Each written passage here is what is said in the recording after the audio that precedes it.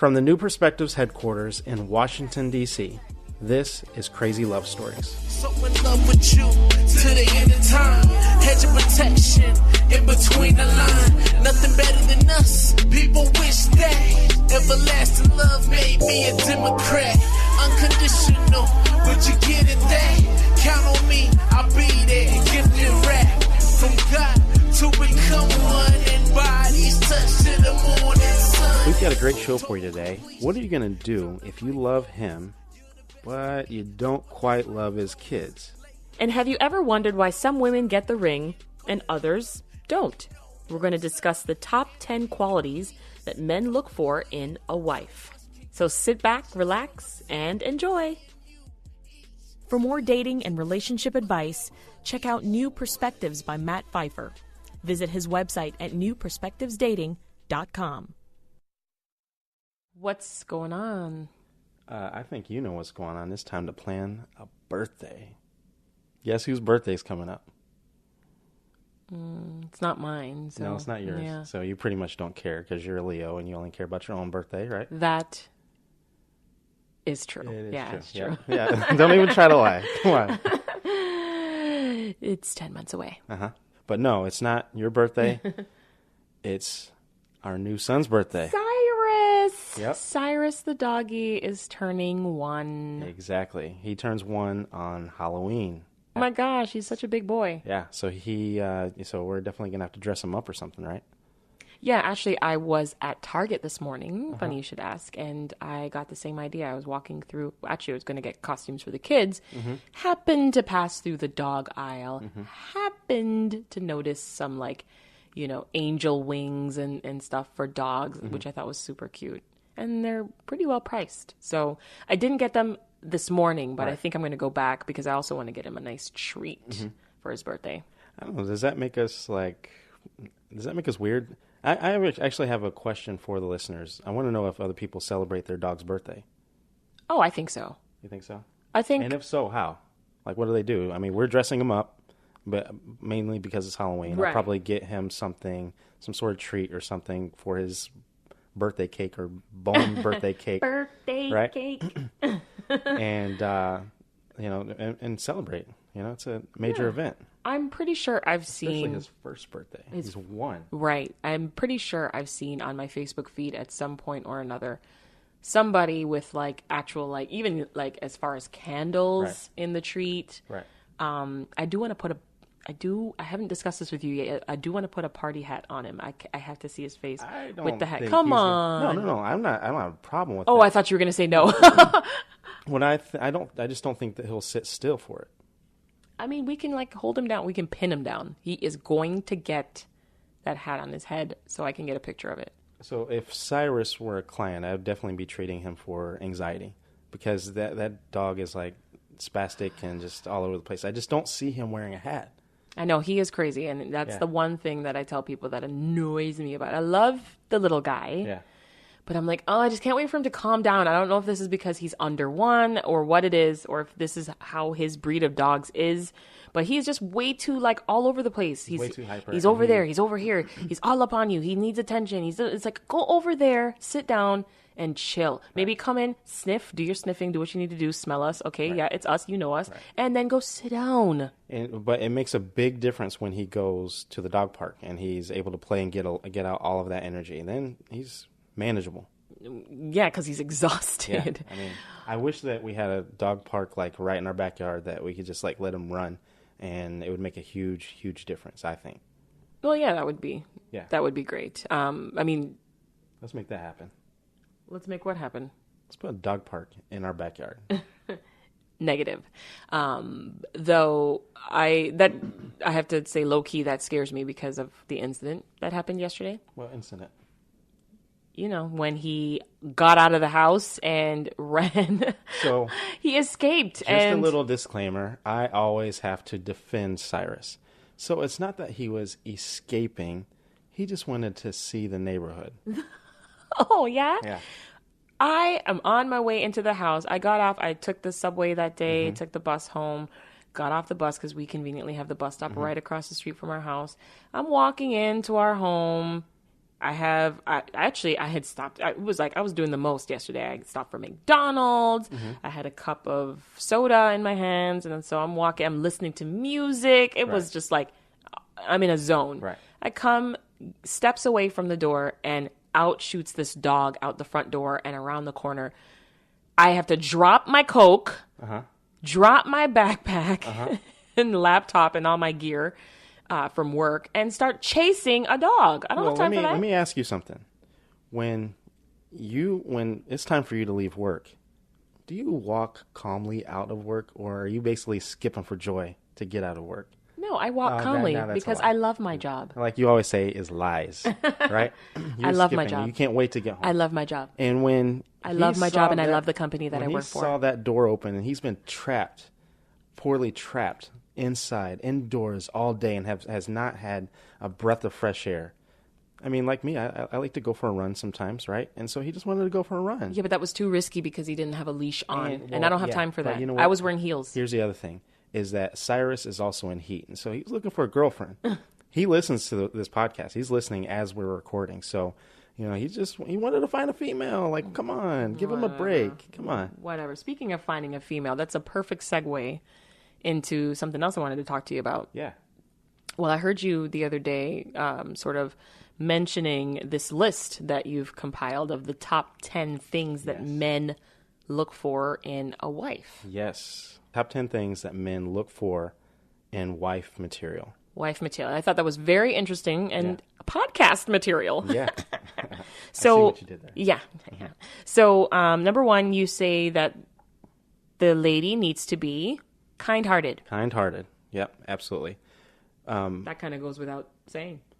I don't know if it does or not. The reason why I say that is a lot of people have a very rough exterior, right? And I mean, you've sat in some of my workshops before, and one of the first things I tell people is that you need to open up a little bit. You need to smile. You need to have more of an open posture and things like that, because it presents someone who has a kind heart, you know. And no one wants to be with a Debbie Downer. No one wants to be with someone who is just rough all the time. And when you're like that, it turns people off. Number two, she needs to be understanding and empathetic and supportive. Right. So understanding, empathetic, and supportive. Mm-hmm. Everyone, I don't care who you are, there's no such thing as the perfect guy. He's going to go through some things. And when he does, when he comes to you and he is expressing some emotion and talking about how rough his day at work was and how his boss just came down on him, or how he was trying to close a sale and that didn't work out for him, or whatever type of drama he might have going on in the background, got into a car accident or whatever, it is the most aggravating thing when you go to someone who is supposed to be supportive, supposed to be understanding, supposed to be empathetic, and they also turn around and they're coming down on you. Well, if you would have worked a little bit harder, you would have closed that deal. You know, I understand that all guys need to be pushed at times, but that's not the time. There needs to be a balance. And so everyone, either consciously or subconsciously, is looking for someone that's going to be understanding, empathetic, and supportive. Number three, ambitious. Yes, this is a big one for husband material too. Yeah, absolutely. But ambitious. Yeah, some of these things are definitely asexual, can go either way. But I think that a lot of women, you hear the myth. Let me just throw that out there right now, that men are turned off by independent women. That could not be further from the truth. It's just that men want a little bit of balance. They want the woman to be strong, ambitious, and also, going back to point one, kind-hearted. Right? There has to be a balance of both. It is highly, highly attractive to a guy to see their woman pursuing her dreams. That doesn't necessarily mean a job, climbing the corporate ladder. That could mean that your purpose and your passion is a stay-at-home mom. But at least you're pursuing a personal passion of yours. And so for guys, that's highly attractive. It also shows that you're independent yourself and that you're not going to be completely clinging on him all the time. Number four, consistent. So when someone is consistent, that also translates to them being loyal. And one thing that guys cannot stand, and I'll even say with women in this situation as well, is that when they act one way And then as the relationship progresses, they start to turn into another way. So one of the things I hear a lot in session is a woman who has a problem or an issue with a guy, and they're like, when we become exclusive, I'm going to address this. Or when we get married, I'm going to address this. And that couldn't be further from the truth. You have to address it right now. That shows the consistency, and it shows that you have a passion to turn this into something more. Number 5, puts in effort for you. We always hear about guys who lose the touch of romance, right? As the relationship goes on, they stop courting and they stop doing the little things that they did in the beginning. The flowers stop coming. And yes, that's accurate. I don't want to give a pass to guys, but today we're talking about the women. But it's also on the other side as well. If you should never allow for the courtship to die. And of course, it's going to have its ebbs and flows. Of course, there's going to be times where one or both of you are a little stressed out, or you're just busy. But it is extremely attractive to a guy to see his wife or his woman or his girlfriend continue to put in the effort throughout the relationship. It doesn't mean that you need to be overbearing, but take him out on a date every once in a while. Listen to the song "Trading Places" and do that. Right. Listen to Michael Jackson sing "Butterflies." Do that. And it's very accurate that guys, we also want to be courted. We may not always say it, but it is very, very true. I'm sure it's a nice surprise too when it does happen, and you feel special. Right. I mean, you know how you feel when even after a couple of years, when I buy you flowers, it's still very special to you. And when guys receive things on the other side, whether it be a gift or you show up in lingerie or whatever, it touches our heart. Aww. Number 6, similar values. This is something that not only do guys look for in wife material, but it is also something that's very key and vital in keeping a relationship long term.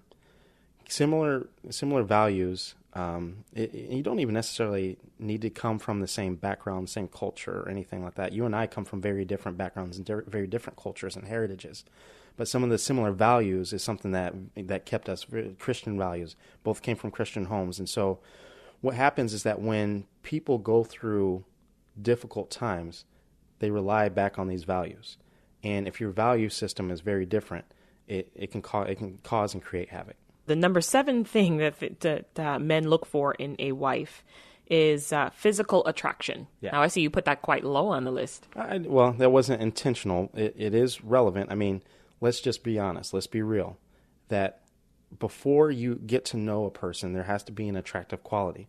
That doesn't mean that you have to be like in perfect shape. Everyone is attracted to something different in each and every one of us and every person, right? But there still has to be some sort of element of physical attractiveness to the person, right? And that also means that long term, keeping yourself together, and obviously that goes for the guys as well. But once again, we're talking about wife material today, and to keep yourself together, keep yourself well maintenanced and manicured and pedicured. Even though we may not notice that your nails were done, we will sure notice that your nails were not done.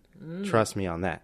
And so when you're showing up and you're not physical attractive, and and this isn't just physical, like working out and things, but staying in style, making sure your hair is done and things. Doesn't mean that you can't have a down day and things, but it's important, not only to attract the type of person you want, but also moving forward. God, I feel like I'm having a down month right now. Can't wait to get this hair did. Still hot to me, sweetie. Oh, thank you. Yep. Number 8, friendly and sociable. There is nothing more aggravating to a guy than to either A, has to pull back from social gatherings, social events, because his wife or girlfriend does not like to do anything, doesn't go out, doesn't put any effort, going back to the effort thing. And let me take it one step further. Those wives and girlfriends get talked about like dogs by their men, right? I have had, and I have several friends that their wives and spouses like just are not, they don't even try. When there's a get together with a bunch of couples, they don't even put in the effort, and it looks terrible. And so, I mean, there's multiple different ways that even if you're not into whatever the gathering is about, there's ways that you can go, still be social, still be friendly, to one another, and still present as if like, okay, yeah, I'm not into this football game, but I'm here. I'm still having a good time with the women. I'm still having a good time with everyone smiling and laughing. Maybe you leave early. Maybe you show up late, to kind of cut down on that time, but, make yourself present, basically. Yeah, a friend of mine is constantly, and doesn't even know it, constantly putting his, dragging his wife under the bus, basically, just by things that he will say, will just kind of let me know that she's just not sociable. Right. And then I'm like, okay, and you want me to meet her? Okay, right. I don't know how that's going to work out because I'm super social. So, and what ends up happening is that you end up losing your friends, and guys that are in the dating scene see that, and it will automatically turn them off. And trust me, you'll probably stay at booty call status and not move any further. Number 9, humor. So everyone, both men and women, love to laugh. Everyone and it also strokes a guy's ego when you laugh at his jokes. And you can't be tense all the time. Everyone needs that humor, that laugh, that break, whether it be that you're, people watching in the mall and you're kind of just, picking at people or whatever. Everyone loves to laugh. And that's also I would say, one of those pillars that keeps a relationship long lasting, throughout years. And number 10, loving and affectionate. So a lot of this is very self-explanatory, and it also touches on each one of these.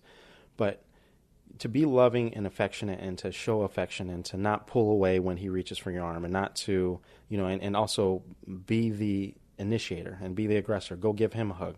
When you see him, every woman likes when their guy comes up when they're doing the dishes, and they come wrap their arms around them from behind and things of that nature, and just kiss on the back of their neck or whatever type of affection that women like, whatever you like as an individual.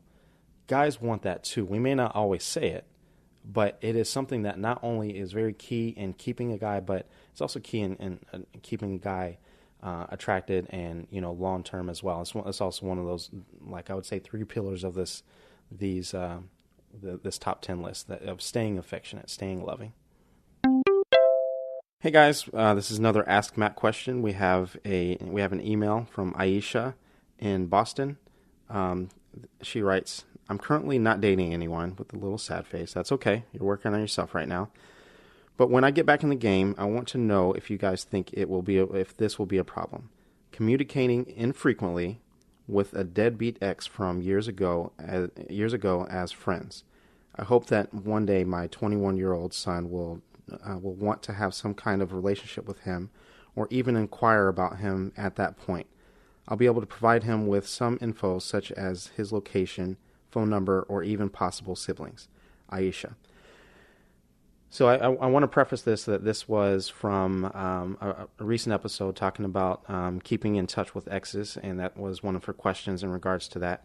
I think it's always important to stay in touch with the person that you created kids with. I think that, to your point, it is very important. He might, at some point in time, look for his dad, want to know information.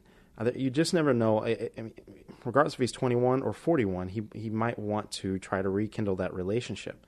And I think that the right type of person will understand that.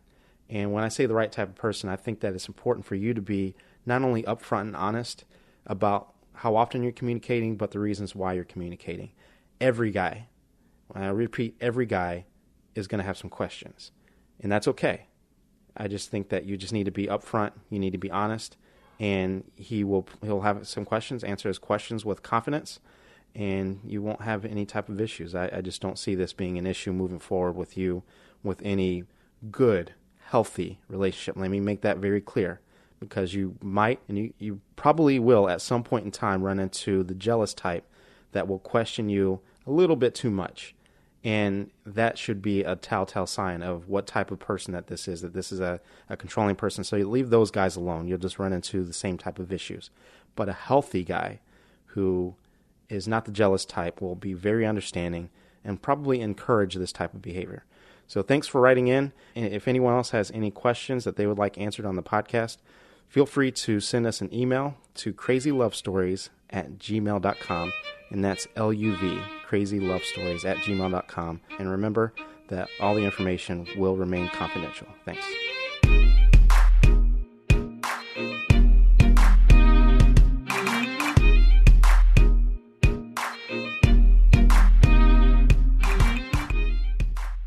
So we joke all the time to people, at least I know I do, and I'm like, we are like the Black Bradys. Because we're like a little Brady bunch. We are a blended family. I've got the 2 girls. You've got the boy and the girl. And together we have 4 sweethearts, 4 little munchkins. Well, God, one is not so little anymore. Yeah, this blend, people ask me all the time, oh, was it magical? Was it like, how did you guys, how did the kids get along? And how was Matt with your girls? And how were you weren't you scared taking on another couple of kids? And so this prompted the idea for this episode. Not only that, but I do, even though there was some element of magic, it was work, right? We didn't do this, without any hiccups. I mean, we both, not only did we blend this thing together, but our kids, as sweet as they are hard-headed and can be very difficult. And also, I have very strong personalities, extremely strong personalities. And something else, because both of us were single for so long, all 4 of them in their own way were very defensive and very guarded about meeting someone and allowing that person, allowing you in and allowing me in. So it did not go without any hiccups. Yeah, the girls were like, oh, who's this? I remember the time when they were first going to meet you, and they were just like, who are we meeting? Who is he? Right. Is he? I'm like, oh, he's mommy's friend. Right. Are you sure he's not your boyfriend? I'm just kind of like skeptical and looking at you like, I don't know about this guy. And my baby girl, I now have 3 of them, but my only one at the time, she would say things like she wanted me to find someone that I can watch basketball with and things. But when push came to shove, like as she got older, she would say, like, I want to make sure that person still allows me to sit on your lap and still allows me, doesn't take up too much of her own time, And so it was a lot of pressure, and it was a lot of work to get to that point too. And it's continuing to be work. It's still a work in progress. These kids are, I'm happy to say, very much operating as siblings, which is the way we started that from the get-go. As soon as we knew our relationship was going to the next level. We knew what we had was magic in itself. And so I think that was important to us. And, it was really cool to see that they merged so easily. My, son took on the role of big brother so swimmingly, and I mean big brother to the fullest extent, where it's like they're annoying little bratty sisters, and he's also / overprotective at the same time, and like checking on them, and like he'll tell me stuff that they're doing that he doesn't think, he like, as if he's the little like junior police in the house, right? And like, I don't think she's supposed to be reading that, and blah blah blah. So, which is awesome. I've always wanted that, and so but it continues to be work. Is my point. Like, we still have to make sure that they understand this relationship, and that there's no that everyone's walking the line that they're supposed to walk. And so with that, I want to make sure it's clear this episode is not about baby mama drama. Baby mama drama, baby daddy drama. Baby daddy drama. Not about that. Not this episode, not this week. We are talking about the in-home... Strictly about the kids. Yeah, in-home dynamic. The in-home dynamic between the mom or stepmom, father, and kids. Like, just in that house, how to make it all work kind of thing. Can I just say one thing? Yeah, of course you can. It's your podcast, man. Baby mama drama. I just wanted to say that again. You're so annoying. We've just lost about 10,000 listeners, but and gained another 20. Baby mama drama. Anyway, that being said, this is not about drama. This is about this household. In-home drama. This is in-home drama. In-home drama, not the externals, not your exes, not your baby daddy, not the people from the past. This is about your new family, this new ready-made insta-family, and how to make that work when sometimes, guess what? It's not going to gel just like that. So Matt, first question for you. Right away, you're going to bring these 2 sets of kids together. You might have already been disciplining your kids in one way, but you now have these other sets of kids, or another child, a stepchild now that you've inherited.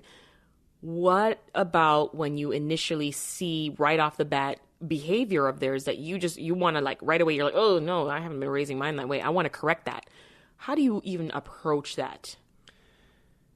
The first time, it will probably be very tense, because keep in mind that this person has been doing it more than likely, especially if it's a woman, by themselves, right? With very little help from another person.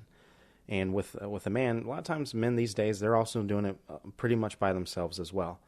So the conversation needs to happen just the two, by yourself, and have a discussion of, be very direct about the behavior that you saw and where and why you think it's going to lead into whatever direction that you feel is negative. You know, if you see, just as an example, you see someone's kid have a temper tantrum, and you know, you're thinking, I wasn't raised like that, and you just literally walked past them and did nothing, and just sat there and just put up with it, and they're 14 years old and they're throwing themselves on the floor like, what's going on here? Right? I mean, that's a little extreme, but you guys know what I mean. So it's important not to have this conversation with your significant other in front of the kids, right? When you have this conversation, and it might take some time, it might take a few days, it might take just a couple hours. The person might say like, yeah, it's always bothered me, I just don't know what to do with it. And then that's an opportunity for you guys to talk about it, but then it's very important for you to present as a united front to the kids. And I think it's also important to note that anytime you go into a relationship, you're bringing something to that relationship. You're bringing a gift to that relationship. When I was looking for someone, I actually wanted somebody that had kids, because I knew that I could be a great father to someone's kids, and I knew that was a gift that I could give to someone. And if you, for some reason, feel like, I'm a solid disciplinarian, right? You know, I can actually provide some guidance, then do it. Or flip side to that, the person is just too harsh on their kids, right? And you're more of a nurturer. And you see that, like, hey, if this continues down the road, this kid is going to rebel. Same thing. Like, listen, like, you're a little bit hard. Like, yeah, I understand, like, their grades aren't where they need to be, you know, but do they really have to be grounded from every single thing in the house? Or can you just take away, like, their favorite activity for a while until they get their grades up? And so there's a balance, but the important thing is that the two of you talk about it behind closed doors. And if the discussion gets heated, just back off a little bit, and you can reintroduce the discussion a little bit later. A lot of times people, it takes a while for their guard to come down when it comes to their babies. Sometimes it comes up a little too late, though. Sometimes the couple doesn't get to have that conversation, or doesn't know to have that conversation in advance. And a scenario just plays out where it's like, we're in the moment. This kid just took the whole bottle of orange juice and splashed it all over the floor on purpose and smashed it in the wall. I'm obviously giving this extreme example. And then you're both standing there, you're in the moment, and somebody's got to say something. And okay, now it's the step parent that steps in and it's like, what are you doing? Blah, blah, blah, blah. And is it okay then for the mom, or, you know, the birth parent, to then, like, have feelings over that, or be upset about the way that it was handled at the time? But it's like, you didn't step up. I think it's certainly okay. I never deny people to have their feelings, right? And just listen to them. They might say, like, you know, I don't mind you correcting them, I just don't want you cussing at them. They might just listen to them and ask them what it was about you correcting. If they're like, I just don't want you correcting at all whatsoever, that's an issue. I don't care how old, I don't care what the situation is. Disciplining is one thing. I think that, and we'll touch on this here in a little bit. I think that has to be treated very carefully. Like when you start taking away items, when you ground people, when you put people in timeout. Correcting, I don't care if they're 45 years old. You can correct them, because you're not going to allow for someone to treat you, your house, or your family in certain ways. I don't care. I'll correct a stranger's kid. You know, especially, yeah, like I have no problem with that. That bad kid out in the street, like in Walmart, you're going to say something? Oh, yeah. Yeah. I won't even hold my tongue. Yeah, and if they have a problem, they can come see me. I'm going to walk the other way and pretend I don't know you. You know what? Touch on it. You just touch on it. Let's finish it off. Discipline. That's because it's just so big when you're talking about blended families.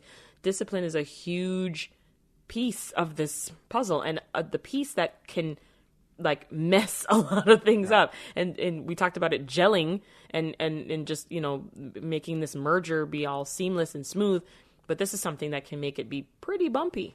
I think that when it comes to blended family, this is something that people take for granted. They think that it's a discussion that they have to have as a blended family, but in all reality, even traditional families have to have this discussion. They still talk about how they're going to discipline their kids. And so you have to talk about how, you have to talk about who, you have to talk about what. How are you going to discipline them? Are you going to do it immediate? Are you going to, you know, discuss it afterwards and come up with a game plan? How immediate are you going to, what are you going to do? We have all 4 of our kids handle discipline very differently, right? You take away a video game from our son, it's going to send a very clear message. You take a video game away from the 2 younger ones, they are not going to care, right? So the what is also important as well. I think it's also important to know, like, to gauge how old the child is. I think about, like, anything 7 or under. I think that it's important for both people to discipline and correct, right? That's young enough to where that you can still leave an impression. Actually, let me take that back. I hear a lot of people saying that, like, once kids get to a certain age, you can't leave an impression. That's totally false. Totally false. But when a kid is under 7, both parents should have the capabilities of disciplining. Above 7, you kind of need to have it, like, let's say between 7 and 10, there needs to be a discussion, right? Everybody corrects, though. And everyone corrects, like, along the same lines, along the same page. Some things, with all kids, no matter if it's a traditional family or not, you have to pick your battles. But I think that also, I'm going to touch on baby mama drama just briefly, because you also have to listen to your significant other on the reaction that the other party might have in this, right? What do you mean by that? Well, you yell at someone's kids, right? And it's one thing for your significant other to say something, but for every situation is a little bit different. If baby mama or baby daddy starts to get involved, right? You need, your significant other needs to handle that. B, it's something that's a dynamic that you and your significant other need to discuss. So if the kid had gone back to the parent on the other side and was like, oh, I don't like the way that, dad's new girlfriend did this to me. Okay, I see what you're saying. Exactly. The significant other needs to handle that, just like they would handle in-laws, but it's a discussion that the two of you need to have. Both of you might say, like, hey, listen, I don't want that drama. And it's just better for the entire dynamic if you handle all the discipline. However, these are the parameters that we're going to be disciplining.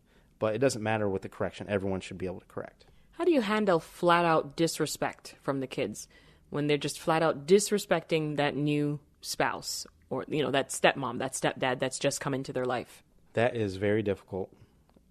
But first, you don't want to be, like, passive. You don't want to, like, just not do anything, not say anything. But first of all, let me touch on this. It's actually okay not to be completely head over heels about your significant other's kids, right? There definitely needs to be a level of respect. But if you're not like 100% feeling it, that's perfectly fine as long as there's a level of respect. I want to get that out there. So you're disrespected by the kid. That's something that you need to discuss with your, kind of put the kid in check, but you don't have to have a full out battle with the kid. Allow for your significant other to correct that. Bring it up to them. Tell them what they did, what happened, how it made you feel, right? And also you kind of want to, especially if it's early on, you actually kind of want to see how this dynamic is playing out. What do they do about it? Do they just sit there and like, they're kind of like in Talladega Nights. I like the way they're talking to you, right? Like that, like that's not going to fly. But I also think that the way that you handle it is also very vital. When you see that they are disrespecting you, pull back. Don't give them any attention, right? When they're doing something that you like, shower them with praise, shower them with love. And what that will do is, it just like any other type of reward system, it's going to initiate them to treat you like that more, right? It's a reward system that works every single time. When you pray, people grow with praise. When someone does something that you like, this little tip is free. So let's say that your significant other needs to lose a few pounds. When you see them eating a salad or going to the gym, shower them with praise, right? And I promise you, they will do it more, right? If you see that they're gaining a little bit weight and like, oh man, you're getting chubby, look at those love handles and this and that, and putting them down, guarantee you they're not going to the gym and they're going to be pissed, right? But if you shower them with praise when you see them doing the right thing, you will have a person that will run through a wall for you. And it's the same dynamic is accurate with kids as well. That's actually a really good analogy, Matt. And I think you kind of glazed over something that we should sort of highlight real quick one more time. It's okay if you're not head over heels in love with your partner's children.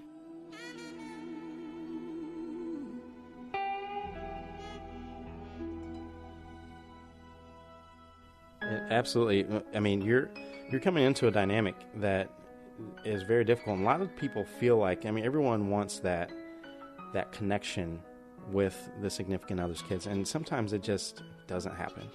You know, our boy, before you and I met, he was very rough with people. Thankfully now, because now I met you, you know, he's not like that with you, but he was rough. Let's make that crystal clear, though. Like, he liked me from day one. Okay. He was rough, right? There was not a lot of people that really liked him, didn't really care for him, right? The you know, my daughter, you know, she kind of goes with the flow. She likes it. She likes everyone, you know, but it's okay.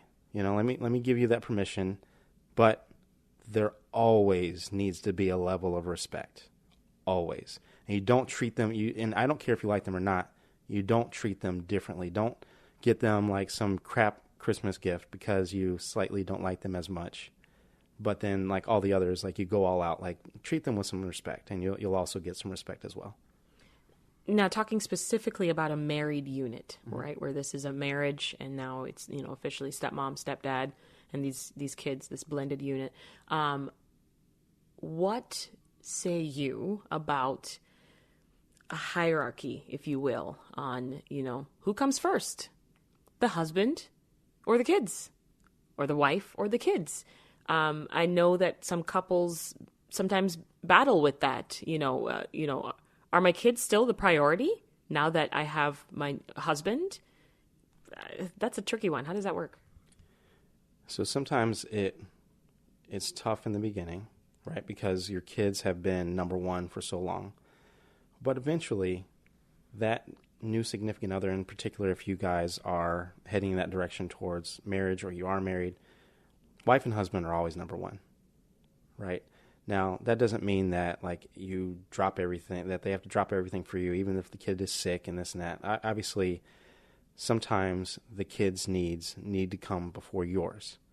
However, there needs to be significant time for the couple. Alone time, adult time, date night, courtship. All of that needs to remain. So here's where a lot of people get caught up, is that they think that even though I'm with someone, I still need to put my kid first the way that I have been for the last however many years. And that you couldn't be doing more detriment to your kid. You actually are doing more for your kid by showing them that your significant other is first. And I'll tell you why. When they see that your significant other is first, they are going to look for someone to treat them that same exact way. People have tricked themselves into thinking that, like, okay, if I put my kid first and I treat them and I reward them and I do this, and those things are also important. However, if they think that they're on some high totem pole and things, and then what happens is that they don't find a guy or a woman that treats them like that. They find a guy or woman that treats them the way you treat your significant other. because that's what they've seen this entire time. Which is not that totem pole. You have been putting that significant other Down on the bottom. last. So, right. Last, yeah. They need to see you happy, and they need to see the significant other happy. And the kids will remain, and they will actually feel more secure in that way. And they will actually, kids, even though they don't like discipline, it's one of those things that they need it. And when they are disciplined, they actually feel more safety and security when they get disciplined. And it's the same thing here. When they see that the couple is long lasting, that's what they're going to want to desire when they get older. And that's what they look for, and that's what they look for in their spouse. They're like, oh man, I saw my dad treat, my stepmom like gold. That's what I want. I want someone that's going to treat me like gold and is also going to be very protective of our kids. But the reverse also works. It also works to their detriment. He treated her like dirt. This is how this guy's treating me. This is how things are supposed to be. As long as he keeps my kid, on this high totem pole, it's just out of order. Mm-hmm. It flat out is out of order. And the cycle will just continue. Right. These blended families, safe to say there is no, one size fits all. They're all going to look different. They're all going to feel different. They're all going to come together and click at different moments in time. But I think some of these principles that you've laid out today will at the very least, have people on the right track. Absolutely. And it's a good discussion piece. And what's nice in your situation is that if you're having a difficult time bringing these situations or having a conversation with your significant other, sit down and listen to this podcast, right? And that will open up some dialogue. Hey, sweetie, let's sit down. Let's listen to this together. And afterwards, just talk about hey, what did you think about what they said? And see what they say. And it just opens up a new dynamic, new dialogue. And so take this and spread it around, and everyone will be happy. Happily ever after. Now, I can't tell you how many people tell me that that's what they do with these episodes. It's like we give them just enough to start the conversation at home, just enough to think about something in a different way than they've thought about it before, and go ahead and, bring that to their partner and work it out for themselves. So once again, thanks, Matt. You got it. Like the music you're hearing? Check out Jordan J. River on SoundCloud. Our cover art was designed by Kashta Media. Listen to Crazy Love Stories on SoundCloud and iTunes. And don't forget to subscribe.